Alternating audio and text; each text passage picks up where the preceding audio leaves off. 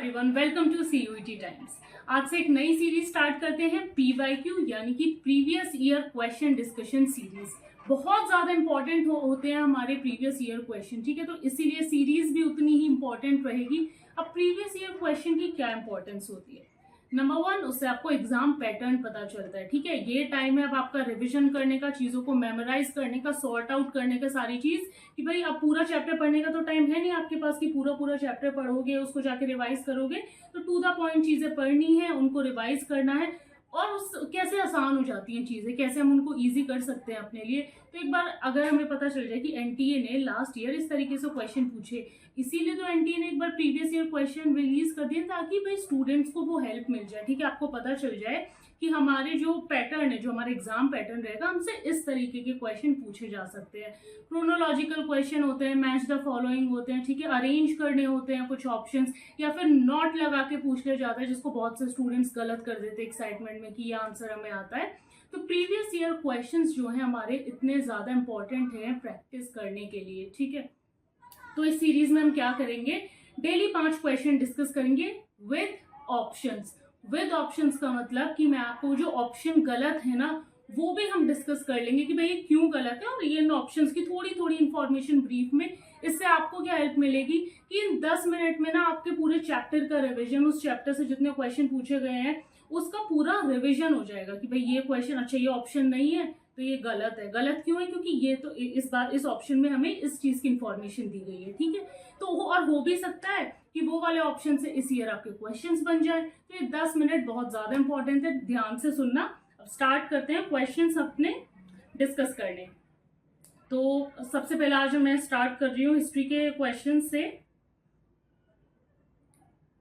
तो क्वेश्चन, ये मेरे पास हिस्ट्री का क्वेश्चन पेपर है जो मैंने एनटीए की वेबसाइट से डाउनलोड किया है। तो उसमें हमारा क्वेश्चन नंबर 1 है, the Harappans procured lapis lazuli a blue stone from, जो आपको दिख भी रहा होगा अभी। और इसके ऑप्शंस थे आपके नागेश्वर, शोरतुगाई, बालाकोट एंड लोथल, ठीक है। अब पहले क्वेश्चन ध्यान से देखो, क्वेश्चन क्या है, लापिस लजूली अ ब्लू स्टोन। तो क्या हमें पता चल रहा है, क्वेश्चन पूछा गया है कि लापिस लजूली ब्लू कलर का स्टोन जो था, जो हमारी हड़प्पन थे, जो हड़प्पन पीपल थे, वो कहाँ से मंगाते थे। तो पहले थोड़ा सा क्वेश्चन देख लो, ठीक है। क्वेश्चन से भी चीजें हो सकता है इस बार कोई क्वेश्चन बन जाए। जैसे यहाँ तो आपको बता दिया कि लापिस लजूली एक ब्लू कलर का स्टोन होता है, पर क्या पता इस बार पूछ ले कि lapis lazuli is dash coloured, कि ग्रीन दे दिया आपको ऑप्शन में, ब्लू दे दिया, येलो दे दिया, ठीक है, व्हाइट दे दिया। तो अगर आपने सीरीज देखी है, ध्यान से सुना है, तो आपको आंसर पता होगा कि it is blue coloured stone, जो बहुत ही प्रीशियस होता था, ठीक है। जैसे आज के जमाने में हम मानते हैं कि डायमंड, प्लैटिनम, गोल्ड हमारी बहुत ही प्रीशियस चीजें होती हैं, प्रीशियस मेटल है, स्टोन है। उसी तरीके से लापिस लजूली हमारा एक बहुत ही प्रीशियस स्टोन होता था। सेकेंड थिंग ये कि हम थोड़ा सा हड़प्पन सिविलाइजेशन, जो हमने इस चैप्टर में पढ़ा है, चैप्टर नंबर 1 है हमारा ब्रिक, बीड्स एंड बोन्स, जो मेच्योर हड़प्पन फेज के बारे में डिस्कस करता है। मेच्योर हड़प्पन फेज क्या था हमारा, 2600 से 1900 बीसीई तक जो था हमारा मेच्योर हड़प्पन फेज था। 3 फेज थे ना हमारे हड़प्पा के, अर्ली, मेच्योर एंड फिर लेटर हड़प्पन फेज। तो इस चैप्टर में हमने बेसिकली मेच्योर हड़प्पन फेज के बारे में पढ़ा है, जो 2600 से 1900 बीसीई तक हमारा चला था, ठीक है। चलो वापस ऑप्शंस पे आते हैं, क्वेश्चन पे आते हैं। क्वेश्चन था कि लापिस लजूली जो प्रीशियस स्टोन है हमारा, कहाँ से मंगाया जाता था हड़प्पन्स के टाइम पर, हड़प्पन सुने कहाँ से मंगाते थे। तो आंसर है इसका ऑप्शन नंबर 2, शोरतुगाई। अब शोरतुगाई कहाँ पर है हमारा, अफगानिस्तान में लोकेटेड है। ध्यान से सुनना, इस बार ये भी पूछ सकते हैं कि शोरतुगाई साइट इज लोकेटेड इन, तो इसका आंसर होगा अफगानिस्तान, ठीक है। वैसे इसका क्वेश्चन का आंसर जो है वो है शोरतुगाई। अब जो ऑप्शन गलत है वो भी एक बार डिस्कस कर लेते हैं। Option number 1 Nageshwar, option number 3 Balakot, और ऑप्शन नंबर 4 है हमारा लोथल, ठीक है। नागेश्वर और बालाकोट जो थे वो शेल ऑब्जेक्ट्स के लिए बहुत ज्यादा फेमस थे हमारे, जहां से शेल जो होते हैं हमारे, जो आपने देखा ना कभी सी साइड जाओ तो वहां शेल्स मिलते हैं ना, उस तरीके के शेल्स, तो वो हड़प्पन्स के टाइम पर नागेश्वर और बालाकोट से प्रोक्योर किए जाते थे।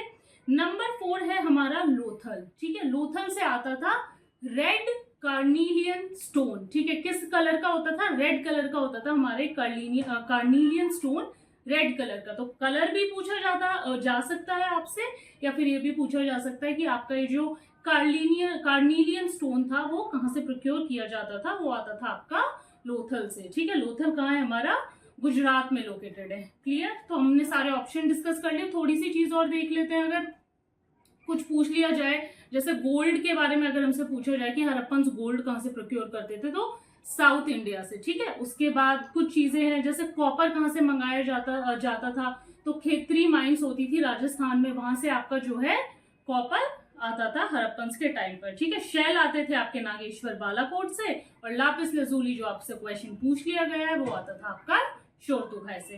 करेक्ट। चलो आगे बढ़ते हैं। हमारा क्वेश्चन नंबर 2 क्वेश्चन नंबर 2 है हमारा, identify the first director general of archaeological survey of India. आपको दिख रहा है, इसके ऑप्शंस हैं, एक बार पढ़ देती हूँ। REM wheeler, Alexander Cunningham, John Marshall and Dayaram Sahani. ठीक है, 4 ऑप्शन दिए हैं हमें। अच्छा, ये है कि 5 ऑप्शंस भी आ जाते हैं। ठीक है, बड़े बड़े क्वेश्चंस भी आए हैं, जैसे खैर वो तो हम डिस्कस करते जाएंगे, तो देखते जाएंगे। तो क्वेश्चन को बहुत एक थोड़ा सा क्विक टाइम बनाना है उसको रीड करने के लिए। ये भी बहुत ज्यादा इंपॉर्टेंट है, क्योंकि मिलेंगे आपको सिर्फ 45 मिनट्स, है ना। 45 मिनट्स हैं और 40 क्वेश्चन अटेम्प्ट करने हैं। पैसेज बेस्ड क्वेश्चंस भी हैं, तो टाइम तो भाई जाएगा ना। तो थोड़ा सा हम देखेंगे कि क्विकली क्वेश्चन को पढ़ें और समझें। जैसे आइडेंटिफाई द फर्स्ट, है ना, पहले डायरेक्टर जनरल हमें बताने हैं किसके, आर्कियोलॉजिकल सर्वे ऑफ इंडिया के। अब इसमें रिविजन बहुत जरूरी है, क्योंकि जो 3 ऑप्शन है ना, वो तीनों हमारे कौन थे, डायरेक्टर जनरल थे आर्कियोलॉजिकल सर्वे ऑफ इंडिया के। तो इसका आंसर है अलेक्जेंडर कनिंघम। अगेन आपका ऑप्शन नंबर 2 कि अलेक्जेंडर कनिंघम जो थे हमारे फर्स्ट डायरेक्टर जनरल थे आर्कियोलॉजिकल सर्वे ऑफ इंडिया के। ठीक है। उसके बाद वही फिर से ऑप्शंस डिस्कस करते हैं।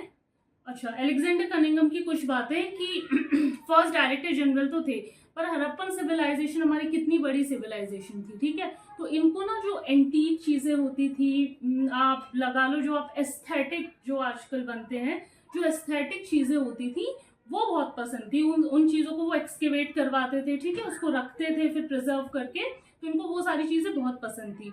तो इनके टाइम पे भी ना इन्हें बहुत सारे हड़प्पन सील्स वगैरह जो है मिले थे। किसी इंग्लिश मैन ने लाके दी कि भाई हमें एक्सकेवेट करते हुए ये जो है सील्स मिले हैं। तो अब इन्होंने जितने भाई इनकी लिमिटेड नॉलेज थी, जितना इनको पता था, तो जैसे जो चाइनीज पिलग्रिम थे, ये आप कमेंट करके बताना कि 2 चाइनीज पिलग्रिम इंडिया आए थे एंशिएंट इंडिया में, तो कौन कौन थे। तो उनकी जो आइटिनरी थी, यानी कि जो उनकी जर्नी थी, उन्होंने कोई मेंशन नहीं किया था हड़प्पा के बारे में। ठीक है। तो अब अलेक्जेंडर कनिंघम को भी पता नहीं था कि भाई ऐसा कुछ हड़प्पन सिटी जो है हमारी वो एग्जिस्ट करती है, इतनी बड़ी अर्बन सिविलाइजेशन हमारे इंडिया में एग्जिस्ट करती थी, तो उन्हें ये सब पता नहीं था। तो इंग्लिश मैन ने सील ला के दी, तो भाई उन्होंने भी लिमिटेड नॉलेज थी कि जो गंगा वैली में जो सिटीज जो हमारे महाजनपद इमर्ज हुए, तो उन्हें लगा कि हाँ वहीं से आई होंगी। सबसे पहले तो मैंने भी उन्हीं के बारे में पढ़ा है, हर कोई उन्हीं के बारे में मेंशन करता है। तो थोड़ा सा ये और महान बन जाते अगर ये अनाउंस कर पाते कि मैंने हड़प्पन सिविलाइजेशन को डिस्कवर किया है। बट ये बस उस चीज के लिए जाने जाते हैं कि he was the first director of archaeological survey of India. ठीक है। चलो बाकी ऑप्शन मैंने बोला ना, इसमें 3 डायरेक्टर हैं, तो दूसरे हैं हमारे REM व्हीलर और जॉन मार्शल। ठीक है।